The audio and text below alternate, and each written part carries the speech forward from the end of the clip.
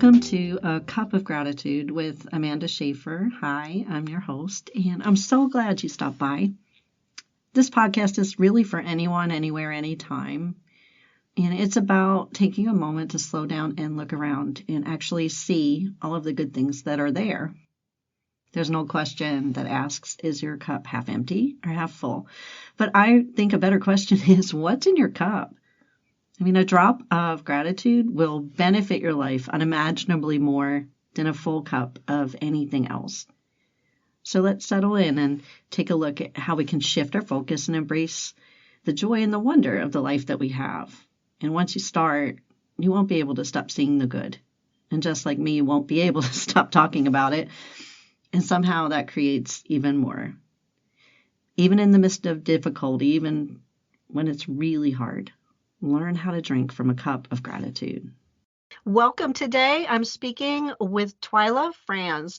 She is a big believer in baby steps and ripple effect living, and Enneagram 9, learning to live open. She drinks blueberry tea, bakes sourdough, and cheers loudly at dance competitions. Wow, I want to spend more time with you. Her greatest passion is uncomplicating missional neighboring through the Uncommon Normal blog and podcast. Welcome, Twyla. Thanks for joining us today. Oh, thank you, Amanda. It's so great to be here. Yeah, I'm really excited for our conversation. Twyla is one of those people that I met on social media, started following her, really just connected to a lot of the things that she was doing. And then over time, we started talking in DMs, and next thing you know, she's on the show. At one point, I got a chance to guest on her blog, and I just love how God can use something like the internet for good to create real community. If you try, it's out there. Definitely. And I will always remember your story. That was very powerful, and maybe we can link to that in the show notes too, so everybody can come see that piece that you wrote. It's a gratitude series that I run, and Amanda's story was just incredible. Oh, thank you so much. I get so excited any chance I get to write anymore these days, because between caring for my parents and doing this podcast that God's given me, I don't really have as much time as I used to have for that. So these smaller opportunities where I don't have to write an entire book are such a treat to me, because I still get to be creative in the way that God created me. I love to tell stories. So thank you again for that opportunity. And yeah, sure, we can put the link in the show notes. That'd be awesome. Cool.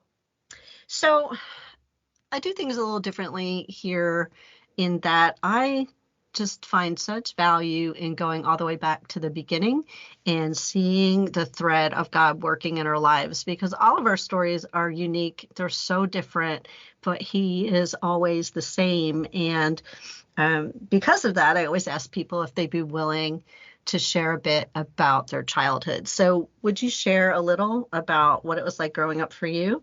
Sure. And I love that you do that. I think there are so many things that we can see in looking back that we just take for granted. So I grew up in Minnesota, and when we were, I was about 7 when we moved to a farm. Before that, we lived in not necessarily a neighborhood, but it was a street with neighbors close by, and we had a driveway that actually was a shortcut. So we had a lot of through traffic and kids everywhere. And I remember just a lot of playing outside, playing with the neighbor kids, talking to the neighbors that lived on either side of us. And it was a really great community. I think those are really special times. But we had, as a whole family, we had a desire to have more land and more space and be a little bit more remote. So we found that farm when I was 7, and the rest of my childhood I lived there. And we had horses. I raised rabbits. We were homeschooled, but we were also really active in 4-H and our church. And so we did a lot of, as I was older, a lot of youth group activities, but even before then, we were just really involved with our church, and then 4-H was a huge part. So I showed rabbits every year. I went to the Minnesota State Fair with them a number of times, and those were all really fun memories. Wow. How wonderful, right? Not everyone can recount a childhood like that. It has so many wonderful elements. Like as you were talking, I found like I was looking around in a circle, right? You were in the hub and you had all of these different experiences that really, I think, helped you stay grounded in the bigger reality. Even the cut Mm-hmm. through of your driveway, right? God doesn't miss a thing, because what you end up doing later is missional community. And I feel like every little bit of your story, God kept showing you there's more to life than just you. Mm-hmm. You're so right. Yeah, and which is really cool. He writes the best stories, which is Oh, does he? now your grandparents lived far away, and you had told me that it was really special to see them.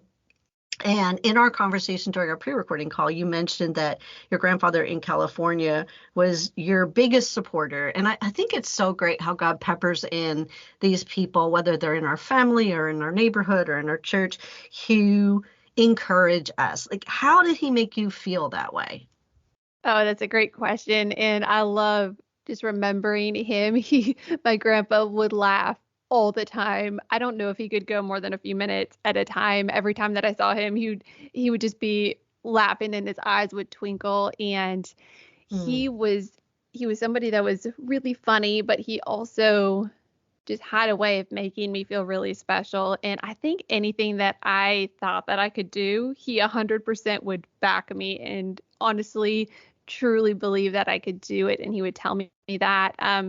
So I think it was the verbal encouragement, but it was also just knowing that Hmm. he didn't really question anything that I thought that I could do. He just 100% was like, well, if you think you can do it, I'm going to be behind you. And I love that about him.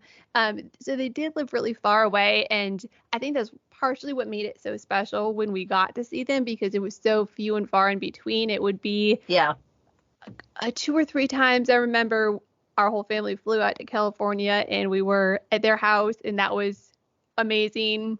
A few times they would road trip in their motorhome and they would come visit us. And again, it was just like the biggest weeks, of whatever year or few year span that was. So we would look forward to it for a really long time. But we also had, I think every holiday we would call them on the phone, and it was the landline phone, that you're tied to. And we would be on the Yeah. phone for hours because it's me, and then I have an older sister, a younger sister, and a younger brother. So when we would pass the phone and we would each talk to grandma and grandpa, those were very long, like hours of conversations, but they were so special. And it was a big part of our holiday memories also, because we didn't really have anybody close to us that we would do Thanksgiving, Christmas, Easter with outside of our Mhm. immediate family.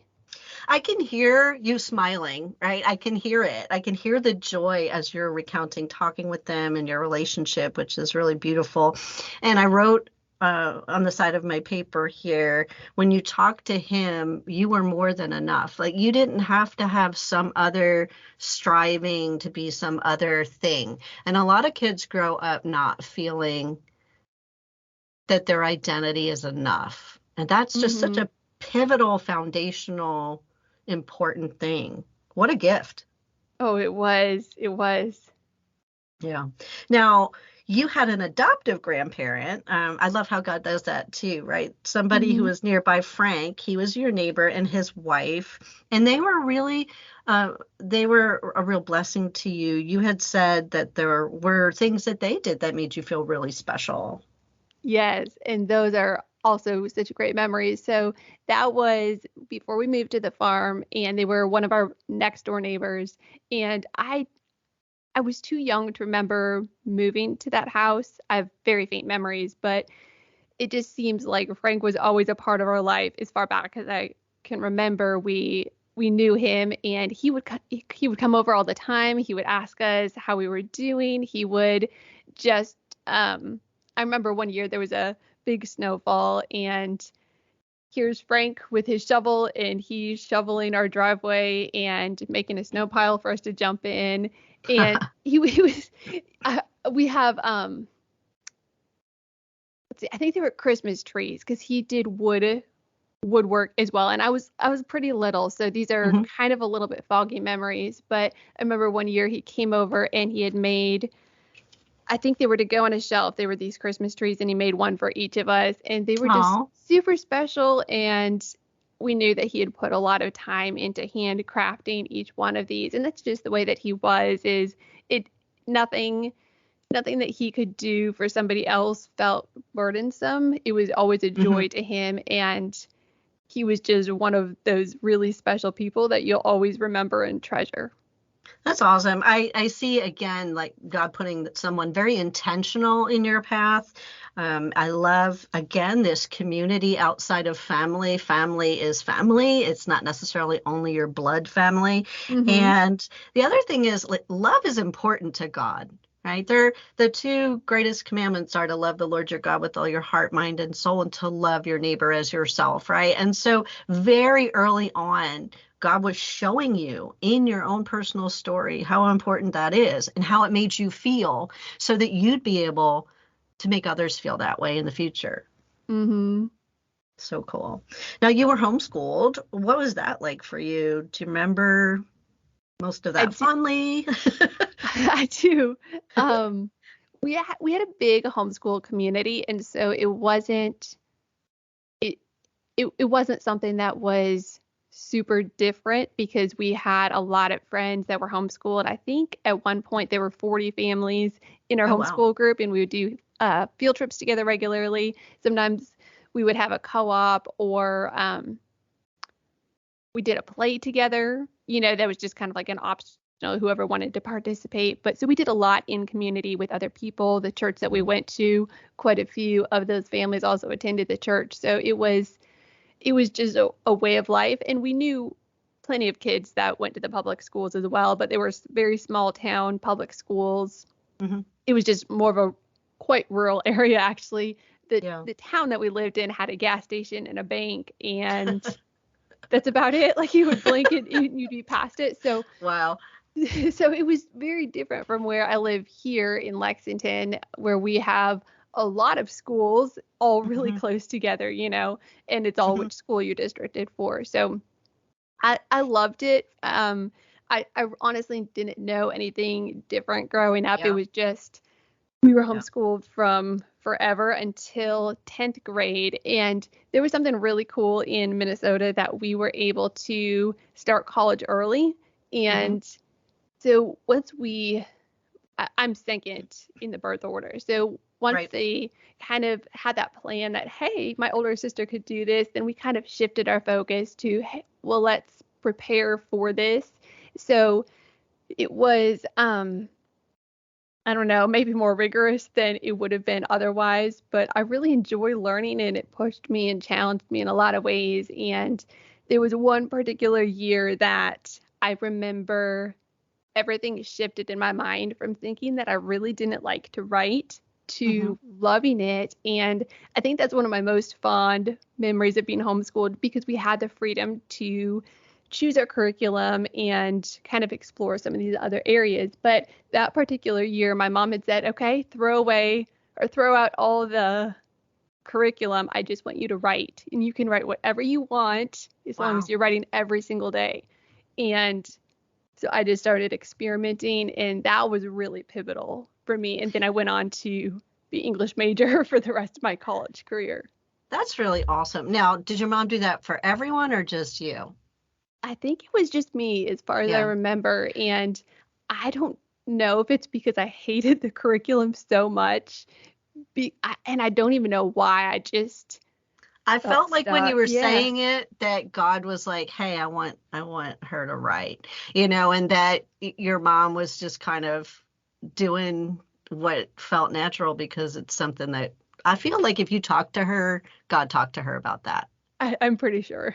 Yeah. Yeah. And so, like, I love how he'll direct our path, right? Sometimes Hmm. it's because of a choice we make. Sometimes it's because of where we are in the situation we're in. And sometimes it's because he'll speak to someone else and they'll bring something to the table. And so I think parents who know the Lord are such a blessing because a lot of times they'll be the overflow directly, right, Hmm. into your life. But I love too how, again, even your homeschooling experience, a lot of people that I talked to who were homeschooled, they didn't have such a big community. So every single page of your story so far has had community, community, community. It's very cool. Now, I love writing as well. There's just something so amazing about being able to take something that you're thinking about or you're feeling and get people in on it, right? So what is your favorite thing about writing? I love all of it. Well, I love everything that can be creative. And I think it's that piece that you just said that you can really put yourself in somebody else's shoes and write in a way that can be helpful to them, and it connects you with people, even if it's just in your mind as you're writing. You're almost imagining somebody in front of you, and Mm-hmm. you're dialoguing with God at the same time. God, what do you have for this person? What are they experiencing right now? What are they feeling? What do they need to hear? Where are those pain points, and how can I offer help and hope? And I just love that process. The brainstorming, the creativity, the trust in God for the words, because I'm not one to usually outline ahead of time. I kind of write in Yeah. the moment, and Yeah. and the structure, and sometimes even the topic comes to me as I'm writing, but it doesn't really make sense in my head before I start. And I love that because it's almost discovering where in the world this is going to go. God, what do you have to say? Because I might start a paragraph and I'm like, Mm-hmm. I really don't know what I'm doing. And so it grows my ability to um just to hold, not uncertainty, that's not the right word, but not knowing where I'm going, just kind of hold it loosely and let God write through me, and that connects me much more deeply to him because I have to be listening really closely the whole Yes. time. Yes, amen. And I'm that kind of writer too. Like, if I get an opportunity, I'll say, okay, because I've already told God, give me every opportunity that you can to share about Mm-hmm. you. But I'll sit down and be like, okay, what do you want to talk about? And I don't really know what I'm going to write until I get started. And I think the really cool thing about being a creative of any kind is God's creator, right? So those of Mm-hmm. us who create get this little experience of what it's like to make something out of nothing, right? You're And it right. connects me to God in this really cool way, that He allowed me to have just a little taste of that. But also, I think in the way that you and I write, God's I am, right? He's in the present. He's alive in this moment. Right now, this moment is life, not what happened a minute ago, not what's going to happen later in the conversation, right now. And he's with us. And so when the Holy Spirit's part of the writing process like that, there's something so exciting because you're with him. Mm-hmm.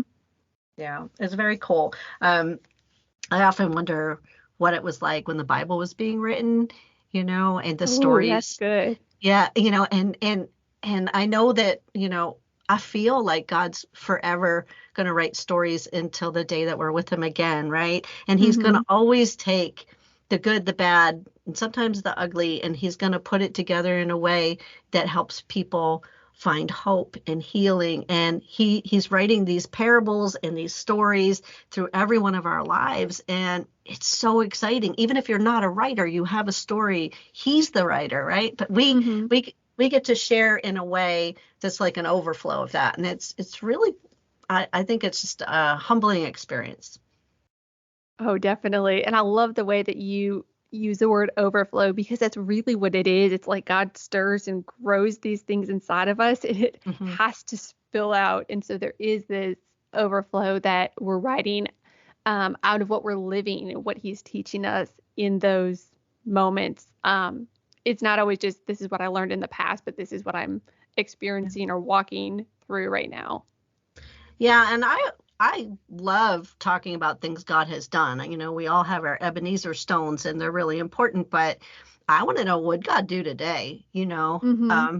I think it's so important that we remember not just all of the steps we took to get where we are, but what's he doing right now? Because he's always working. And when you were talking, I wrote, it's like a fire in my bones. I just can't Mm. contain it.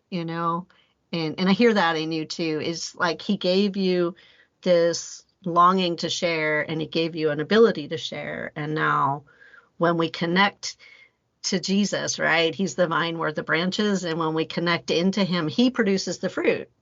Mm-hmm. So cool. So when you were young, you had told me during our pre-recording call that you wanted to go on a missions trip. Did you go? Did you enjoy it? What was your experience? Yes, I definitely did. I spent 3 summers, the majority of 3 summers overseas. And before that, I went on a short 2-week trip to Mexico with my sister and other people from the youth group. And so that kind of got me interested a little bit, but I didn't know at that point that it was something that I needed to keep doing. But there was one day I was reading, I think it was a Clubhouse Junior or Highlights, one of those magazines, and there was this little brochure that said something about going on a mission trip for the summer, and it just literally jumped off the page, and I kept coming back to it, and I couldn't shake this thought that I had to go. I'm like, this is the most random thing. I've had no thought of going on a trip before I saw this, and now I'm Right. like, I can't imagine not going. And I knew like that sweaty, nervous feeling, like I need to tell my parents that I think I need to do this, and they're going to think that I'm crazy, and they're going to surely tell me no, because this is spending 5 weeks Yeah. overseas, and I think I was 13 or 14. I can't remember exactly, but Wow. I was still pretty young, and I have a kid. My oldest is almost that age now, and so I think just just the weight of that ask on my Mm-hmm. parents, I have a little different perspective now that I have somebody almost that age. Um, but I brought it up to them, and they were like, "Well, if you really feel this strongly that God is nudging you to do this, I think we need to find out more about it." So, of course, they said okay to what they felt was the safest place for me to go, and the team that was most likely to have the youngest people, not Mm-hmm. Mm-hmm. not the older teenagers who had been going for several years and all of that. So that was overall a great experience. That it was also mixed though. I think that one was run a little more highly structured, almost like a boot camp, and I came back knowing that there was a piece of it that I really wanted to be part of my life, but also being scared of the part of it that felt so heavy and structured. Mm-hmm.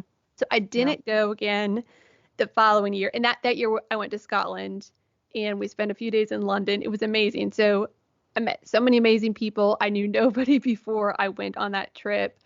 And God did really cool things. But again, it was just that kind of mixed feeling of, I don't know if I want this particular experience again. So I didn't do a trip the next year. The following year, our youth group went to Acquire the Fire, and it was a big, huge stadium youth conference. I don't think that they're still going on, but it was incredible. And they had this branch where they sent 7 to 9,000 teenagers overseas every single summer to, I think, 40 different countries. Oh, wow. And I was like, I need to do this. So again, it was just that really strong Mm-hmm. pull that this is really something that I have to do. And I was looking at the cost of the mission trips, and it was pretty overwhelming to realize how many thousands of dollars I would have to raise in order to go for 8 weeks. But God did it. I did a lot of fundraising and went to New Zealand for 2 months. And then the next year, and went to Thailand also for Oh, two wow. months. Wow, that's amazing. Did those trips feel as rigid as the first one? No, no, they Good. definitely didn't. And I I would have kept going, but I was graduating then and moving off. So I wasn't I wasn't able to keep doing those summer trips, but I had a really strong desire to go back and be a team leader, which hasn't happened. I'm a little sad about that, but they were incredible trips and so transformational in my life. I think that it really helped me pivot from being as closed off. I was Mm-hmm. extremely painfully shy as a kid. And I think being in those environments where nobody already knew me and I was just able to be myself instead of feeling boxed in by this impression that I'd already created as this shy kid who never said anything. So it helped me just open up a lot more and enjoy being around people. Yeah. Yeah. And here's the thing, like God let you experience all the different kinds, all three of those trips and the one in Mexico as well. So what do you think he was trying to teach you in showing you the tension between the different kinds of mission trip? I think it gave me different glimpses into his heart for people. I knew that if we know God, our heart breaks for the things that break his heart. And Mm. I think all of those trips really stirred together this desire of I want to know the way that God's heart hurts, and not just, not just what he thinks about me and says about me, but that it's like this much bigger global perspective, and it's this thread running all throughout history, and we're all interconnected. And Yeah. his plan to bring us back to himself and to fill the earth with his glory, that's like that lives inside of each one of us, and we can't really turn that off because it's in our DNA. It's why he created us. And so I think it gave me that perspective of the Great Commission isn't this add-on, it's really God's heart for everybody. And Yeah. it also stirred just this um not just a season, but it was really intense for that season of just praying for the nations, praying for people that I had never met, praying for everybody that would come to mind. And around the same time as those mission trips, I started filling my bedroom, and then it became my dorm rooms. They were literally floor to ceiling with flags, maps, Wow. um, Bible verses, mixed media stuff, worship song lyrics, you name it. There was not empty wall space anywhere, and it was just a prayer closet, honestly. And every time that I would go in, it would just be like, I know that God is here. I know that Yeah. he hears me. I know that he wants me to love people that I know and people that I don't know in a really deep way. Yeah. I mean, you were so exposed to diversity. And I think it's so pivotal in what you do now. And I think that that heart that he gave you, again, there's that overflow, right? He gave you Mm-hmm. a taste of what his heart was for everyone. And I actually even think going on the one that was very rigid that you realized you didn't like taught you how not to be Mm-hmm. as you moved forward. So I think he gave you just a full experience, which is really beautiful. You had talked to me about a time which I just absolutely love, and I forget how old you were, so you're going to have to let me know. When you were asked to date God for a year, which you then turned into 3 years. What was that? What was that experience like? Sure. So that was actually connected to that same conference that I had heard about, the Sankit Mission Trip organization, and that was at Acquire the Fire. Hmm. And I I really had just great experiences with God at those particular conferences. And that was one thing that they had talked about from the stage. And there was a paper that we could sign that was in some of the brochures and stuff that they had, given us as we came in. And I just felt like God was talking to me about it. I was like, okay, well, I think I can do this. Like, it's really just a year. And I trying to think, I was 16 maybe. I think Wow. I was 16. At the point I was like, well, I hadn't dated to that point. Hmm. My parents had always really ingrained in us that it's a lot better to have a lot of guys as friends than to have one boyfriend, and Hmm. not to date until you really knew that you were very likely to marry somebody. And so I'd carried that with me. It's like, well, this doesn't really seem that different. It's just a year. But then I just felt God kind of pressing into and saying, I kind of want you to cross that year out and write 3 years. I was like, what? Like, I'm going to be pretty old and I'm going to be well into college. Do I really need to wait that long? But I couldn't, again, shake that thought. I just felt like he was Hmm. saying, I want you to trust me in this. And so I did. I wrote an X through it, and I wrote 3 years. And it shifted my perspective through all of my college years, because I knew that I wasn't looking for somebody, and it pushed me into God in a way that Yeah. I knew that I needed him to be my everything because I wasn't released to look for that in any other relationship. And it also, I think, helped me have a lot stronger, healthier relationships with guys because I wasn't looking for anything aside Mhm. from friendship. And so Yeah. approached them differently and related to them differently and was able to just have richer friendships, I think, because of it. Yeah, I wrote on the side of my notes here, when God says go or don't go, it produces this dependence on him that deepens our faith walk and our understanding that he is enough. That's so And true. yeah, and so sometimes we're out of our comfort zone because he says, go here and I'll tell you where you're going to go as you get started, right? And hmm other times he says, don't go there at all. And I don't want you to do this for like a really long amount of time. And either way, it pushes us in closer to spend time with him. As I think we get challenged with both directions. hmm We like to be comfortable, you know. You're right. I, we really do, and we also are complainers. I mean, just read the Bible. So, you know, I see God saying things to people and wanting us to just hold on to it long enough and not forget. And the Israelites are in the wilderness are such a good example that we don't know how to do that. And I think it's why God calls us into every day. Start fresh with me. The manna was hmm new every day. I want you to spend time with me starting again today. I think it needs to be this intentional choice over and over again, because when it's not, that's when we fall back on our fallen nature, which grumbles, it forgets.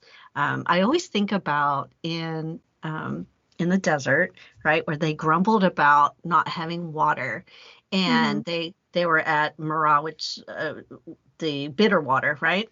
And hmm so, God takes care of it. He tells them to throw in a stick. He makes it okay to drink. But right around the corner from the bitter water was Elim, and Elim was filled with date trees and palm trees and springs. I think it was 12 springs of fresh water. Had they just not complained a little bit longer, they would have seen God's provision, which was around the corner. And those things didn't just miraculously happen overnight. He had put them there.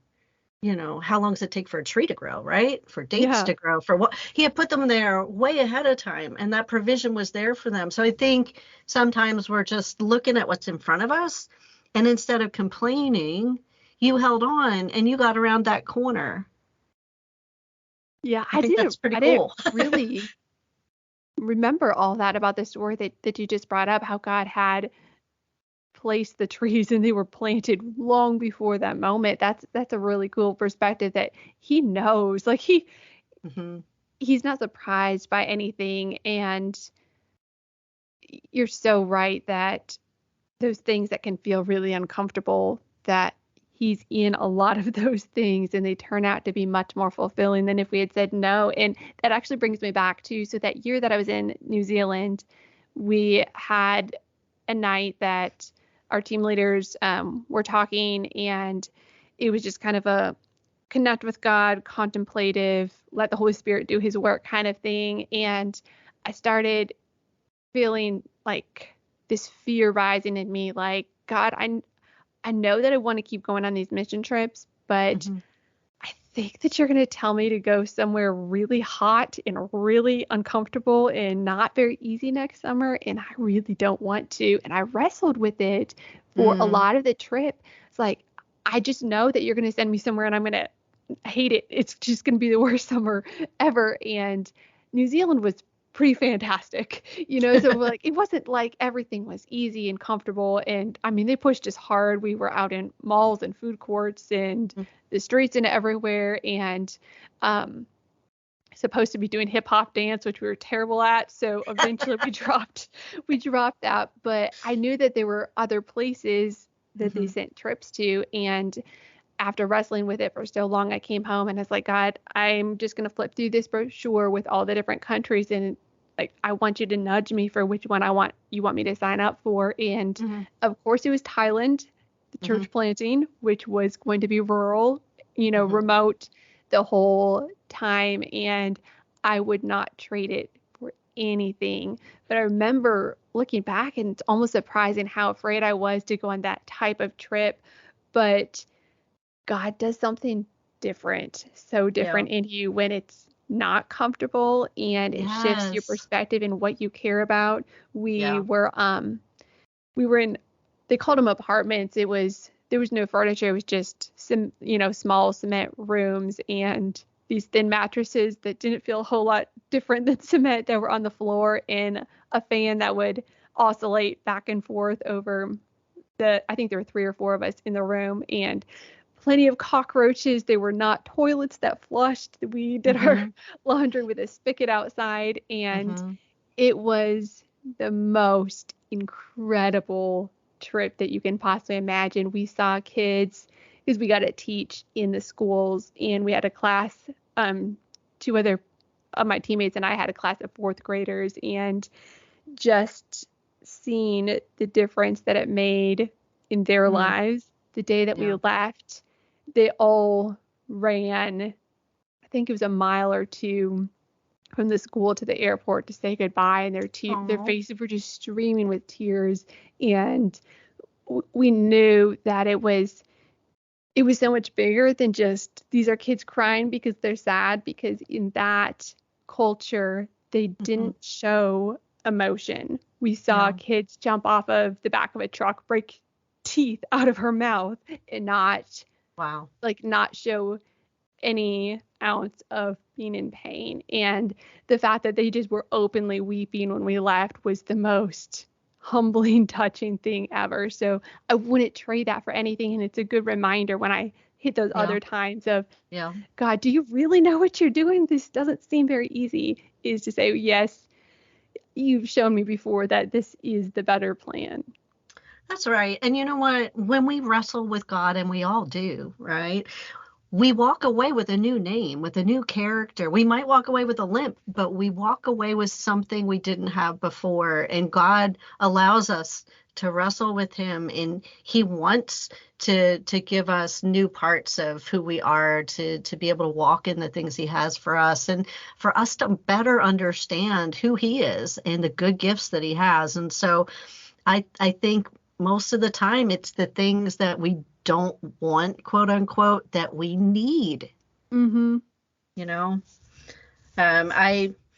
I know that we could probably talk about missions trip for a while, but there's other things I want to ask you. But I do know that during all of those times, what he was doing was he was fashioning your heart to be exactly the way it needed to be to do his work and your calling for the rest of your life. Mm-hmm. And that's pretty powerful. I don't Yes. think you can look back and see anything negative to that in that light afterwards. Yeah, I love how you highlight just that thread running through. And yes, it definitely did. It made God's heart for people become ingrained in who I was and my perspective. But Hmm. and I think that we had talked about this in our previous call, but I had a shift at one point when I realized that the Great Commission does not only mean going, it also sometimes means staying. And sometimes it's a harder thing, is to plant yourself right where you are and say, God, I'm supposed to Yep. carry out your exact same mission in my everyday life with the actual people who are right in front of me that I'm bumping elbows with. And how it's not, um, there's one version that says everywhere you go, which means the places in our homes, in our schools, in our Yep. neighborhoods, in our communities. Yeah. Those are where most of us are most often, and that it's not something that is just for short-term mission trips or for those who do full-time mission trips, or full-time mission lifestyle, but it's really a call for all of us in all of our everyday moments. Absolutely. I mean, I still remember after I went on a missions trip to Malawi, Africa, and I was just, I wanted to go back so badly, and I loved it so much. And people were just so open to receive the gospel, right? And then you Hmm. come back here, and everybody's like driving into their garage as they shut the door, and everyone's, on their phones, and nobody interacts with each other. And I was kind of wrestling myself with God over, I want to share the gospel. Is so hard here. And he reminded me of Ezekiel's call in chapter 3, where he says, like, I'm sending you to your own hard-headed people. I'm not Mm. sending you to people of foreign speech because they'll listen to you. I'm sending you to your own hard-headed people because I want to know that they've heard. And Wow. so it's always stuck with me because even though I kind of longed to go somewhere again, and I'm sure I will in another season when I can, but he's like, no, you're hard-headed people. They're your people. That's who I have. And I'm like, oh, great.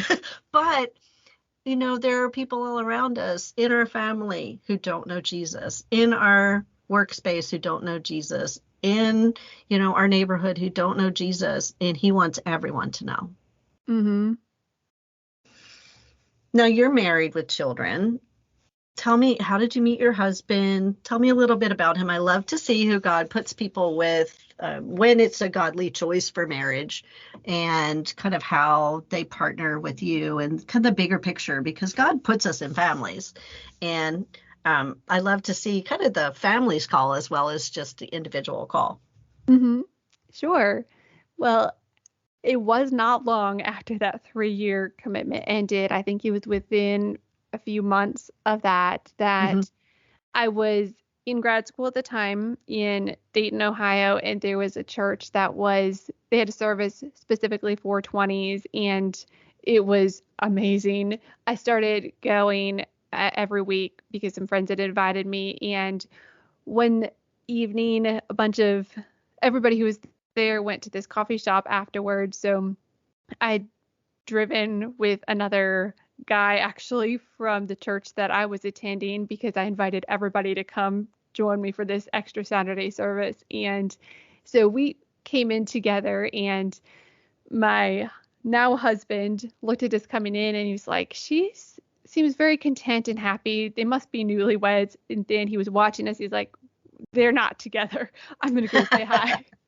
So I remember barely ordering, and this guy, tall, handsome guy, walks up, and he started this conversation. And next thing I know, he's pulling up 2 chairs, and I'm thinking, there's 3 of us. Like, this is going to be really awkward for this guy that I rode here with. This is, I was like, but I could see that he very intentionally just pulled up 2 chairs, like, hey, we're gonna talk. And Hmm. I think we pretty much shut the shop down. So I do feel really bad for the poor guy that was with me.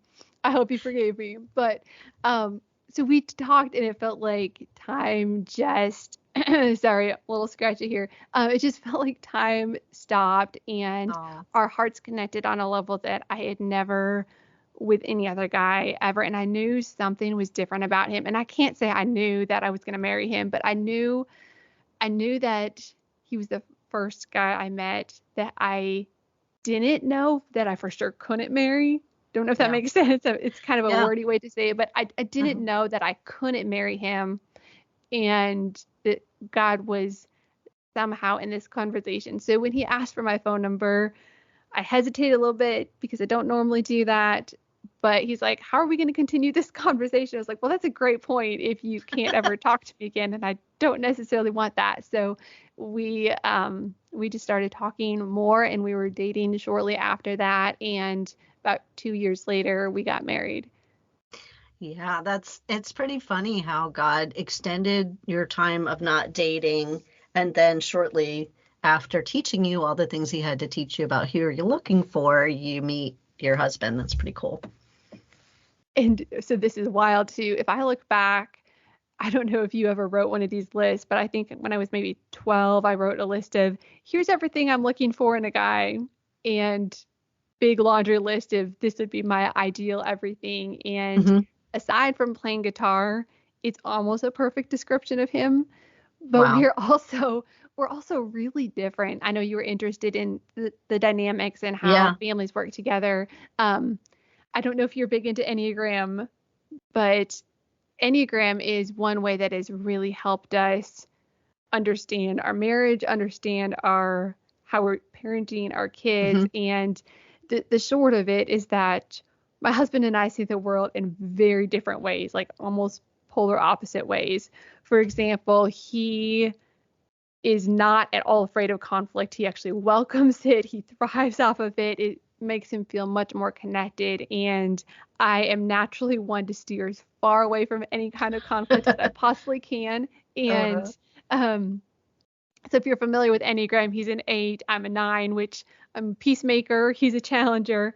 mhm. Our middle child is also very similar to my husband, and we're all just, besides those two having a lot of similarities, we're all just very, very, very different. And I think it shows me in a lot of ways, one, to have grace and empathy and compassion for each other when you understand that Mhm. we're motivated by different things, that we need different things, that we respond differently because we're wired different, because we see the Mhm. world through a different lens. And that's not a bad thing because we can help each other see blind spots, and we're much better because we're not the same. And so there is a lot of that iron sharpening iron, Yeah. in Yeah. our family dynamics, because my kids are all extremely different. My husband and I are very different, and it's a good thing. Yeah, and it not only is it iron sharpening iron, but it's also like in Romans where it says, do whatever you can that you can do to be at peace with everyone. I think it helps us not carry an agenda all the time when we realize that other people operate from different places, when we're maybe less worried about our own feelings, but we're more able to be Christ-like and minister to somebody else's feelings or their hurt in the moment and be able to push ours aside. I think learning how to be at peace, it starts in your own family. Mm-hmm. You're right. You're right. And discipleship too, like how can we Hmm. disciple anybody else if we're not doing it in the home? And it is really great practice ground. Yeah, absolutely. Now, you had a job that led you to being connected to a lot of different people as well. I mean, God, literally every page of your story makes sense to me as I listen to it with a bird's eye view. He was just preparing you in every single season. So, do you think he was beginning to show you that theme about diversity? I do think so. And I really hadn't put it together in such a concrete way until you brought that up, Amanda. But you're right, that job that you're referring to, I had finished grad school. I was a teaching assistant, graduate teaching assistant through grad school. And I taught as an adjunct for a year after that. And I realized that it was not very sustainable, mostly because I don't know how to not put very much time into a class that I'm teaching. I probably gave it 2 or 3 times as much as I should have, Hmm. in order to actually make a sustainable income. And I couldn't possibly take on as many classes as I would need to as an adjunct and be able to keep it all up, because I just like to be really creative and rewrite the course every semester or quarter. And Uh-huh. it was really, really, really super fun, and I loved every piece of it. I just couldn't keep it up. It wasn't sustainable.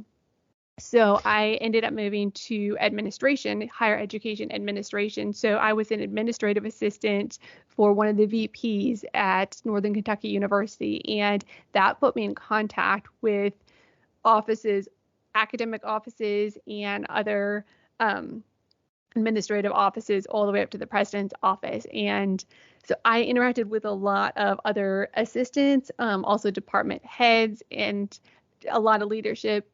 I coordinated a lot of meetings and bringing people together, for the VP that I worked for. And so that again just put me in connection Hmm. with a lot of people with a lot of different stories, a lot of different skill sets, a lot of different things that they brought to the table to make the whole university run smoothly. And that was amazing.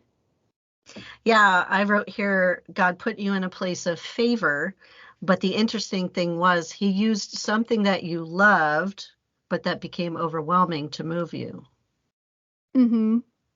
That's really cool. I, you know, I think sometimes what we choose, as what we think we should do and what God has for us, because he has lessons that we can't even comprehend yet because we're still in today and he's looking, down the road.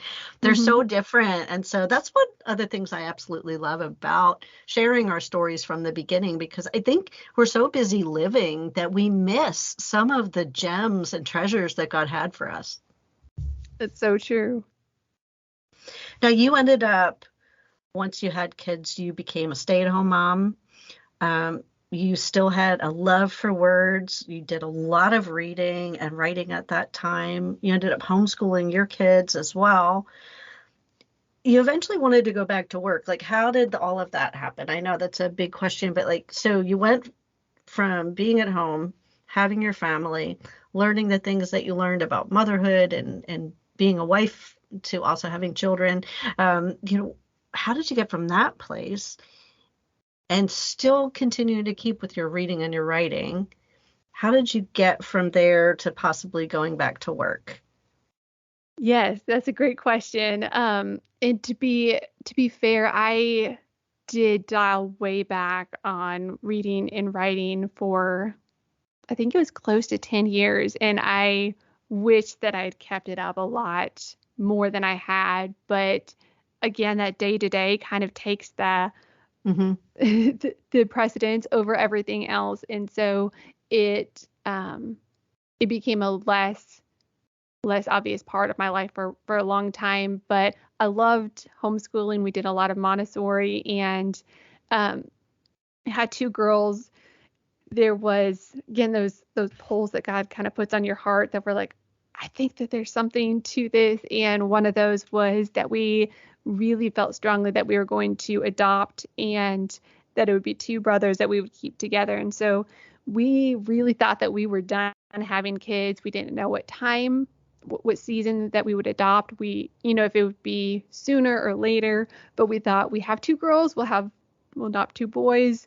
It'll be perfect and complete. And it just really felt like something that God was pushing us towards. So it was not on our radar to have a third kid. And pretty sure that most third kids maybe are surprise babies. I don't know. I've just heard a lot of stories that they are. So that's that's the way that it happened for us. I really loved the work that I had done at NKU, and we live in Lexington next to UK, University of Kentucky, which is an incredible school. And I was hoping to be able to move back into higher education, something either administrative or working more directly with students. So I finally got my foot in the door. I was working at the transfer center, and that, this is where I'm going to plant myself for a really long time. Our kids will eventually be able to go to school here, and this was the route that I thought that I was going to go. And no joke, 6 weeks in, we found out that we were pregnant. So it was very short-lived. And our son came along, and I, again, cannot imagine the world any different. God knew that we needed him, and Mm-hmm. we still, are holding adoption in open hands. We don't know exactly when or what that will look like. Knowing it can still be a down the road thing too, but we have the three right now, and that was my pull to go back to work. I think was, I just love higher education. Mm-hmm. So I had planned to continue building a career there. But after number three came along, I was staying home again. And around that time, I picked back up homeschooling the girls. When my oldest was in third grade, she started really being curious about going to school with the rest of her friends, and she wanted to try it. And so we started transitioning the girls to our local school, which is a really, really great school. And so that's been a shift, since homeschooling was what I was familiar with. but seeing that there's really good pieces of both, and then being really involved in the community where we're planted right here is also a really super good thing. So I started writing again, I think when my son was a year or two. I started blogging consistently, not knowing exactly what I was doing, but at least coming back to this is becoming a regular rhythm. Yeah, I think it's so funny how you thought you were doing one thing and God had something else yet again. It's like wherever we put a period in the sentence, God puts a comma. and So true. and it was really cool to see how he brought it around. Again, it's like what we think we want, but then God gives us what we need. And he had a plan for you. He had a plan and a purpose for your life. And it's not that you can't ever go back there. That might still be part of it. But in his timing, we do what he has for us. So would you tell us about, as you started writing again, you talked to me about God's imperfectly ready. Can you Yes. unpack that? Yes. So it's funny how everything is so connected. I've always had this desire to write, and I would journal just a little bit here and there, mostly prayers during my quiet time, which was not as consistent some of those years after grad school as I wish that they were. But I heard somebody talking about Sally Clarkson's podcast, and Mm-hmm. then a number of people mentioned it and how good it was. And I was like, I really don't even quite understand what a podcast is, but maybe I should listen because everybody keeps mentioning it. So I started listening to hers, and another one popped up. One of, how it will recommend something Mm-hmm. else that you might be interested in. And it was Mackenzie Koppa's, at that point is called Cultivating the Lovely. And she interviewed authors of books that had recently released, and her show was so good. And I started buying the books that she recommended, and they were incredibly good, but just the way that listening to podcasts and reading more started stirring this desire and these words in me that had really been dormant for a long, long time. Mm-hmm. And I started asking God, well, if you want me to write, what do you want me to write about? Because hasn't everybody already wrote everything there is, that's necessary out there? Like, what and when in the Yeah. world can I contribute? And he said, not in an audible voice, but again, very, very clearly that I knew. He said, I want you to write about that thing that you're doing in your neighborhood. And I said, well, but the thing is, like we have all these buts, but we can't do this, and here's why. And so I'm like, there's so many people that do discipleship and Mm-hmm. missional living and all of these things, like they're experts at it. They've been doing this for a long time. I've learned boatloads from them. I'm still learning. Like, we are Mm-hmm. newbies at this. We're we're bumbling through this and experimenting as we go, and we are so imperfect at this.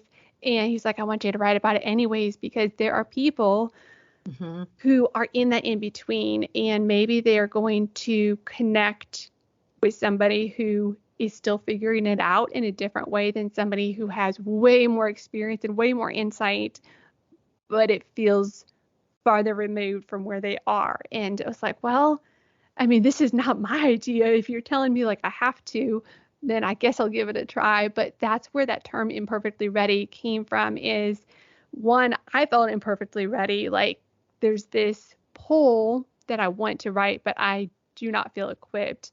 And I started realizing that a lot of people probably have that same tension when it comes to, I Mm-hmm. wish I knew my neighbors better. I wish that I had deep community. I wish that my faith wasn't something that was completely separate, that I would go to church on Sunday, but it didn't really affect the rest of my daily life. But I don't know what to do with it. And so it's this, I'm afraid, and Mm-hmm. I kind of want to step into this. And so that's what I mean by imperfectly ready, is just that tension of, I want to be there, but it feels super, super, super overwhelming. And so that's who I started writing to, is the people who felt imperfectly ready to get to know their neighbors, to lean into missional living right where they were. Yeah, and I love how God fills in the gaps, right? We think, okay, yeah, everything out there that needs to be written's been written. He's like, yeah, but you haven't written yet, because your story is unique and your life is unique, and I've put everything together for you to share something. And what you're saying reminds me of, so we have multiple campuses at our church, and one of the newer church plant campuses has some people in it that were part of the very first church plant, the very first new campus that we planted. And I have a friend and her husband who were with me when we planted about 5 years ago.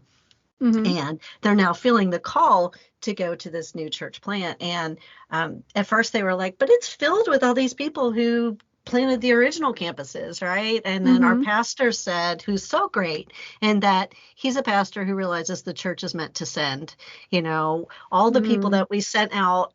We sent, 100 people out. We've had 200 new people come in. God, that's how he works.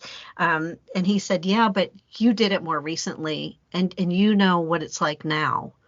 Mm. And they need that, and the tension between the two of what worked then and what works now, and what you'll learn from each other. And I was like, wow, that's so cool. So yeah, God always has a purpose, and he wants to take every little detail of the story he's written in your life and use it to bridge to other people. And they're out there. And when we don't share our story, I always say God's trying to cast this net, right? And he uses our Mm-hmm. stories to make this net. And the people that aren't sharing their story, there's holes in the net, Oh, you know? that's a good picture. Yeah. Now, you ended up becoming part of Hope Writers. Mm-hmm. You began your blog series and started your podcast. Like, tell me a little bit about, like, how did that all come together? I know a lot of people that have done Hope Writers and have just found amazing community there. Yes, I absolutely love it. And I think it was an ad that popped up on Instagram shortly after I opened an Instagram account because I somehow figured out that that's where a lot of writers show up. So I, again, just was bumbling through everything. I had no idea what most of these things meant or what it looked like to actually be a writer. Um, but I saw this ad for Hope Writers and I started checking it out. And I realized that if I wanted to be obedient to what God was putting on my heart to start writing, that I needed more resources and I needed people around me and I needed to learn what to do and how to do it and when to do it and all of those things. And I joined Hope Writers very shortly after. It's probably within weeks of when I bought a web domain and put up my first blog post or two. And I just showed up ready to learn everything that I Hmm. possibly could as fast as I could. And I connected with so many people who have become dear, dear friends all on the way. And it's just been instrumental in giving me the confidence to say, well, I don't have to know everything, but I can learn things and I can try things and I Hmm. can ask questions. And it's okay to not be an expert yet, to be a newbie at starting a podcast, at starting this, at starting that, because that's really the only way to learn. So it's been a really super fun journey. And I have met so, so many people that I can't imagine not knowing now. Yeah, you meet one Hope Writer, you meet all of them, it seems to So me, true. right? Uh-huh. Because I've connected with so many people that I haven't had the opportunity to go to any of the conferences or be connected officially because of caring for my parents. But I can't wait to go in the future sometime because I want to meet these people in person. It's like I want to meet you in just person. so cool. Like I just want to like hug everyone, all the hugs. It is amazing. Last year was the first and the only conference so far that I've gone to. I'm planning to go to the one in January as well, but it was surreal seeing all these faces and you don't know how tall everybody is because you see just their face. And so when you're given actual hugs, you're like, it's just different and it is so, so good. So That's I funny. hope Well, that you can make it sometime. me too. Me too. Every season comes to an end, and as much as I certainly don't want to lose my parents. I know that at some point, caring for them, that season will end as well. And God Mhm. other things for me after this assignment. And by the way, I'm a midget. I'm 5'1", so I look up to everyone. But I have Oh, such a big that's awesome. personality. People are like, "Wait, I didn't realize you were tiny until like I saw you across the room." Well, I'm so glad to know that. And I had no idea. I guess I assumed that you were tall. Yeah, nope. Very, very short. But it's a great That's perspective awesome. because it reminds me like what little kids are looking at. Like I'm always looking at people's feet and knees and the things that are like down low. And honestly, sometimes it comes in handy. Although you will find me oftentimes in the frozen section climbing the shelves to get the things on the top. That's Um, hilarious. learn to be tenacious. So um, I want to ask you kind of a big question, but I have what I call a back pocket list. There are all these great ideas that I know came from God because I can't come up with ideas like that. And I just know that they're not in his timing yet. And I may have started to work on them a little bit or even completed them, but then put them aside because it's just not his timing. Do you know what's next for you? I don't know exactly when it will come to fruition, but there is something that I've been working on. Actually, I think God started brewing the idea when I first started writing. It was around the same time. I was never one to pick a word of the year. It just was kind of this foreign concept. I don't really understand Mm-hmm. why it's so important, why it's so life changing. But that year, and it was 2019, this word landed in my heart and just felt God saying, lean into this word. And I didn't know really what to make of it. The word was open. Mm-hmm. Like, what does that mean? Like, it can mean so many things. And that was kind of the point, is because it can mean so many things. And there's endless ways that we can learn. Mm-hmm. And as one who much more prefers to be, I've I'm put together. I have, everything is like everything that's vulnerable pushes me against my grain in a lot of ways. And so this openness coming from somebody who would much rather, be quiet and closed off unless it's something that I could show up perfectly or serve Mm-hmm. somebody else. Like, it just felt really, really super uncomfortable. I don't want to be the one to ask for help. I don't want to be the one to let you know that I have any needs. All those kind of things. And so it just started chiseling away at those assumptions, the identity that I'd carried for a long time, the way that I related to people, so many things. So there's something that I've been working on for a long time that is coming out of that, and I don't know exactly what it will all look like or when it will happen, but something that I've been carrying close for a long time.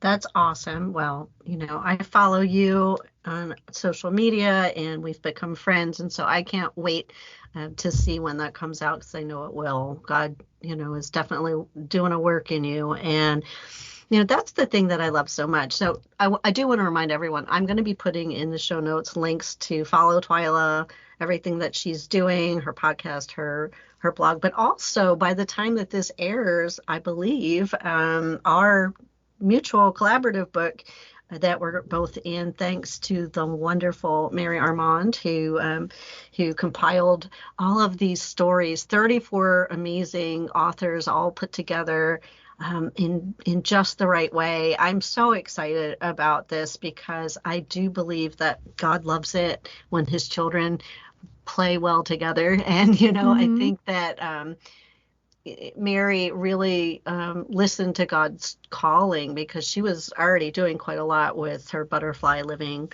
blog, which is doing very well. And she just felt God calling her into connecting people and putting something out in this tangible book form. And so it's been such an amazing process. And I've been able to, you and I were already going to uh, do a podcast episode, but I've been able to add some people in that are also in the book that I didn't know. I've already had some people on that, my first year that I met online who are now in the book. So it's just this wonderful combination of people. And I feel like God's just doing so much more than we even know. Mm-hmm. You're right.